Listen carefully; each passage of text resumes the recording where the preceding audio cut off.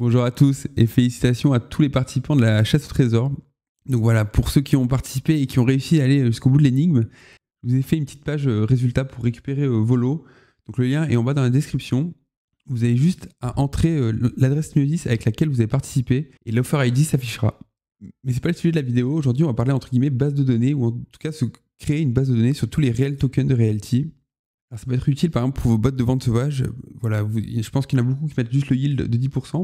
Sûrement qu'il y aura un token de 10% qui sera sélectionné, mais il y a deux cas où ça peut ne pas vous intéresser. Par exemple, si c'est de la courte durée. Je pense le premier bien qui a été tokenisé au Panama. Généralement en janvier, février, il est au-dessus de 10%. Peut-être que celui-là, il ne vous intéresse pas. Ou même, peut-être que vous voulez du 10% qui travaille de suite. Donc, d'où l'idée, en fait, tout simplement, de préfiltrer, d'avoir son masque, entre guillemets, de tokens à sélectionner. Et s'ils sont lors d'une vente sauvage ou non, vous les prenez. Voilà, c'est juste une idée. Moi, je vais l'utiliser tout simplement pour mon bot Telegram.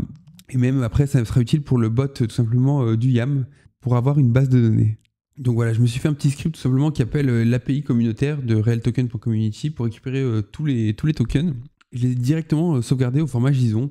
Voilà, le format JSON c'est ça, c'est assez lisible pour l'être humain.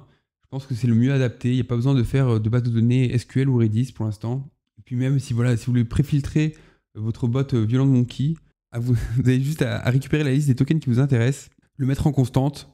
Voilà, il y aura peut-être une mise à jour à faire tous les mois, mais rien de compliqué. Aujourd'hui, ce qui m'intéresse, c'est vraiment de faire un petit script Python qui filtre tout simplement les réels tokens pour garder que ceux qui m'intéressent. Et pareil, voilà, c'est de l'immobilier, ça ne change pas tous les jours. Donc plus tard, je pense que ça sera sur un serveur avec une petite tâche cron tab. Pour ceux qui ne savent pas ce que c'est une tâche cron tab, en fait, tout simplement, c'est une action qui s'exécute périodiquement. Il y a plein de règles pour la configurer. Je crois que la plus petite granularité, si je dis pas de bêtises, c'est 1 minute. Vous pouvez faire ça toutes les heures, tous les jours. Et même, vous pouvez faire par exemple que du lundi au vendredi. Voilà, par exemple, une tâche qui serait utile pour mon bot des ventes sauvages, tout simplement, parce que je pense qu'il n'y a pas beaucoup de ventes sauvages le samedi ou dimanche. Voilà, et ce bot du YAM, ce bot Telegram, actuellement, voilà, j'essaye de les faire sur mon PC, mais c'est pas pratique. Tout simplement parce que mon PC il doit être allumé 24/7. Et par exemple, Noël arrive, il est fort probable que mon PC soit fermé. Pour ça, j'ai besoin d'un serveur en ligne. J'ai tout simplement utilisé le plan VPS de Hostinger et j'en profite avec vous pour vous dire voilà, qu'il y a 60% de réduction en ce moment pour la Cyber Week. C'est un hébergeur que j'utilise pour mes sites web et pour mon VPS. Ça, c'est le JSON qui est retourné par l'API communautaire. Et vous voyez qu'il y a des petites infos, mais il n'y a pas tout. Il y a le nom complet, le nom court, le symbole du réel token, le type de produit, par exemple, Real Estate Rental, si c'est de la location, longue durée, ou par exemple, si c'est des tokens de dette, ça peut être une idée de filtre. Mais vous voyez surtout qu'il n'y a pas le yield ou d'autres infos, comme par exemple si c'est des multifamilies ou des holdings. Bon, les holdings, vous pourrez les avoir par exemple en filtrant sur le nom, mais c'est pas la chose la plus pratique. Voilà, j'en profite aussi pour faire une parenthèse. Ce que vous avez sous les yeux, c'est tout simplement quand j'ai appelé l'API de Realty pour les ventes en cours. Et vous voyez qu'en fait, c'est pas du tout les mêmes infos. Et si vous voulez utiliser un bot, il vous faudra le product ID. Et comment faire matcher ces deux bases, entre guillemets, enfin ces deux JSON. C'est pas les bases, hein, c'est pas du SQL ou du Redis. Et ben en fait, vous allez devoir utiliser le title. Voilà, si je le recherche dans mon fichier, disons, ben voilà, c'est le full name. Donc en fait, le full name, donc en fait, quand vous récupérez les données de l'API communautaire, le full name, c'est l'équivalent du title pour l'API de Realty pour les ventes en cours. Et donc ça, on va dire, et ça en fait, c'est la clé commune. Et donc une fois que vous avez ça, vous pouvez récupérer le product ID pour faire votre requête Ajax. Et à la base, je voulais faire une requête par chaque Real Token pour avoir plus de détails. Mais en fait, en faisant mes recherches sur Gitbook, je suis tombé sur ce Google Doc. Alors, je ne sais pas qui a fait ce Google Sheet, mais franchement, félicitations. Il y a toutes les données, c'est juste génial. Donc, pourquoi pas un jour sur mon bot, juste aller télécharger ce fichier, parce que je suppose qu'il est mis à jour régulièrement. Ça évite en plus de faire des requêtes API.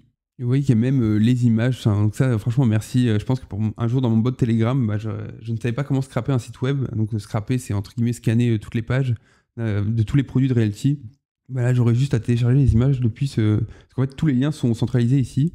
Et pareil, tous les tokens qui commencent par hold, c'est les anciens smart contracts quand c'était sur Ethereum. Voilà, une fois que je suis sur cet Excel, je vais juste créer une copie pour mettre des filtres et voir ce qu'il y a dedans. Voilà, je vois que c'est vraiment détaillé. Par exemple, Sepolia, je crois que si je dis pas de bêtises, c'est une blockchain de test de Ethereum. C'est un peu pareil. Goerli aussi, c'est la même chose. Voilà, je vous avais parlé des environnements de test que j'avais recréés sur ma machine. Voilà, c'est un peu la même chose. Ils ont créé une blockchain ISO Ethereum pour faire des tests. Donc ça, c'est pas Realty, hein, c'est beaucoup plus global. Hein. Alors je me suis baladé un peu dans le fichier, j'ai regardé un peu toutes les infos. Donc, j'ai pris la ligne 222 qui est un immeuble Acadieux, donc c'est des immeubles de rendement. Donc je sais que c'est du 10% ou plus. Et le jeu, ça va être tout simplement de la retrouver via un script Python. Et voilà, pareil, moi je ne sais toujours pas faire de Python 3. Donc j'ai donné à ChatGPT tout simplement mon Excel, je lui ai fait un petit prompt. où je lui ai dit tout simplement garde-moi juste les infos de l'onglet réel token. Voilà, les réévaluations, on verra ça pour plus tard. J'ai mis yield supérieur à 10. Aussi, je lui demande d'exclure tous les short names qui ont le préfixe hold. Et je lui demande enfin de garder toutes les infos intéressantes, c'est-à-dire le full name, short name, le short name qui sera utile pour récupérer le product ID. Voilà, j'ai mis aussi le prix, le rendement. Alors, l'UID, c'est quoi? Alors, je sais plus dans quel sens ça se dit, mais je crois que c'est Unique Universal Identifier. Et en fait, tout simplement, c'est un identifiant, entre guillemets, c'est un gros coup de tampon, un peu comme si vous étiez Mondial Relais, Chronopost, j'en sais rien, UPS. Vous mettez un identifiant, il n'y a que ce colis qui peut avoir ce numéro. Bah, c'est la même chose. Et voilà, et je lui demandais aussi d'afficher le proper type name. Et l'idée, bah, c'est assez simple. Comme ça, vous aurez vos 10% et moi, j'aurai mon filtre que multifamily ou holding. Je verrai pour plus tard. Mais l'idée, déjà, c'est de commencer à jouer avec cet Excel. Et je lui dis, bien sûr, au lieu de print bêtement sur la console, j'ai juste demandé d'enregistrer le résultat dans un JSON. Parce que voilà, ce JSON sera entre guillemets ma petite base de données. C'est juste un fichier, c'est pas très propre. Je pense qu'un JSON, ça suffit largement. Pareil, quand je vais faire mes calls API, il y en aura un toutes les minutes. Voilà, le temps d'ouvrir, même le garder en mémoire, ça suffira largement. Voilà, j'ai le script Python, je vais exécuter et je vais voir ce que ça donne.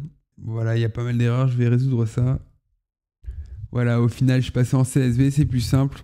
Voilà, et ça, c'est du CSV. Vous voyez que c'est pas très lisible pour un être humain, c'est brut. Donc, une ligne, c'est une ligne. Comment on détermine les colonnes? C'est tout simplement avec des virgules. Et vous voyez que ça peut vite devenir galère. Il faut mettre, par exemple, des guillemets pour conserver le nom quand il y a une virgule à l'intérieur de la donnée.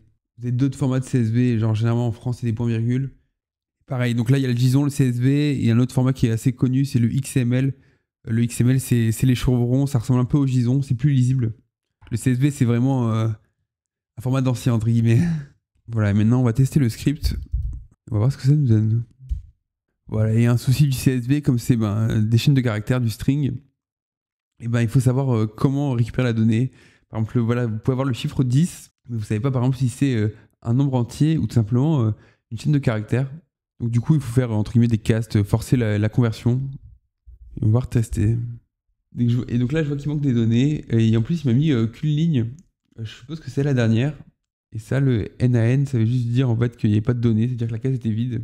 Et en plus de ça, il m'a pris juste, je suppose, la dernière ligne. Donc il faut que je lui dise de faire un tableau de concaténer. Alors concaténer, pareil, pour ceux qui ne savent pas, c'est vous avez une donnée, vous mettez l'autre à la suite, et ainsi de suite, et ça descend. Et après, vous avez une liste, vous avez concaténé, typiquement dans le bot Telegram.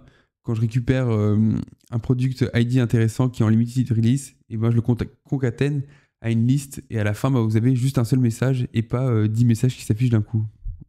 Et voilà, j'ai demandé à mon meilleur ami ChatGPT d'améliorer tout simplement le script, tout simplement d'avoir une boucle for pour filtrer toutes les lignes et à la fin de concaténer pour avoir un JSON complet. Allez, on teste ça. Et c'est parti, sans les mains. Il m'a créé quoi? Je suis en train de débugger. Tout simplement, à chaque début de boucle, je print la ligne, je vérifie le nom et aussi le yield. Et en fait, je viens de me percevoir que tous les yields sont non définis. Ça vient tout simplement de mon jeu de données en entrée. Donc, je vais checker ça. Et ça y est, j'ai trouvé l'erreur, j'ai débugué. Donc, le Google Sheet est parfait. Encore félicitations. C'est tout simplement en fait un problème de virgule ou de points. Voilà, format français, format US. Quand on affiche des chiffres, voilà. Alors, aux États-Unis, ils mettent des points. Nous, on met des virgules. Sauf que voilà, tout ce qui est informatique, généralement, ça vient des States. Donc il y a souvent des soucis. Et vu que mon PC en français, il faisait n'importe quoi. Mais ça y est, c'est bon, il arrive à détecter tous les yields. Et par exemple, si je prends la 88-98 de Marlowe, je sais pas si vous voyez, elle est à 9,12. Et elle est en not OK, c'est-à-dire qu'elle ne respecte pas le filtre. Et si j'ouvre maintenant ma base de données, entre guillemets, je la recherche, en fait, elle est nulle part. Donc voilà, avec cette méthode, tout simplement, vous pouvez vous créer une base de données avec tous les jetons à plus de 10%. Qui ne sont pas du prêt ou autre. Il y a aussi des single family, moi ça ne m'intéresse pas, donc il faudrait que je les vire. Et pareil, pour vos filtres, vous pouvez faire place à votre imagination. Vous pouvez par exemple prendre que les tokens par exemple qui sont en section 8, qui sont subventionnés par l'État américain. Maintenant, pour aller jusqu'au bout, je vais inscrire les dernières propriétés, celles qui sont tout simplement à plus de 10%, mais qui versent déjà des loyers. Et on va tout simplement chercher la date du premier versement de loyer. Voilà, et c'est cette colonne. Tout simplement, j'ai demandé à mon script Python d'exclure toutes les propriétés qui sont a posteriori, tout simplement, de la date d'aujourd'hui. Et encore félicitations à celui qui a fait ce Google Sheet. Franchement, il est magnifique. Hein. Je pensais pas qu'il y avait autant de données sur les réels tokens. Franchement, félicitations encore. Voilà, vous avez vu pour que les chiffres à virgule, c'était le bordel entre les points et les virgules. Voilà, c'est pareil, les dates, personne n'a le même format. C'est voilà, le mieux, franchement, c'est de partir du plus gros au plus petit, c'est-à-dire année, mois, jour, heure, seconde et jusqu'à la milliseconde, même la microseconde s'il faut. Par exemple, si un jour vous devez échanger des fichiers avec des Américains, voilà, eux ils ont un format spécial, c'est mois, jour, puis l'année, enfin c'est un bordel. Et c'est parti. Allez, sans les mains. Bah, c'est bon, ça a marché. Vous voyez, typiquement, bah là, typiquement, cette Trend Start, elle est en 2025. Et en fait, ça a été exclu, c'est not OK. Voilà, ce script, ce mécanisme d'extraction, bah voilà, ça y est, il est fait, il sera en Python, il sera sur mon serveur, ma machine VPS que je suis en train de monter. Voilà, peut-être que plus tard, il y aura des trucs cool. Je pense à faire le bot de vente sauvage en ligne de commande. Donc ça y est, voilà, j'ai mon script pour extraire les données, pour faire ma base de données. Voilà, c'est du JSON, je pense que ça suffit largement. Je vais pouvoir le push sur mon serveur, mon VPS. Voilà, ça me servira de socle commun pour le bot du YAM et le bot des ventes sauvages quand il sera en ligne de commande. J'aurai juste à appeler un cron tab, par exemple, le premier de chaque mois. Une fois que, tout simplement, ou même le 2, par exemple, voilà, je suppose qu'en début de mois, tous les tokens seront mis à jour. Ben voilà, je rafraîchis la liste, je rafraîchirai ma base de données comme ça. Là, j'ai déjà un process qui est validé. Il me reste toute la suite à faire. Voilà, si ce genre de contenu vous plaît, n'hésitez pas à liker, à commenter et à vous abonner surtout. J'espère que vous arriverez tout simplement à faire votre base de données, par exemple pour votre script Violent Monkey. Voilà, je vous souhaite une excellente semaine. Ciao, ciao, à la prochaine.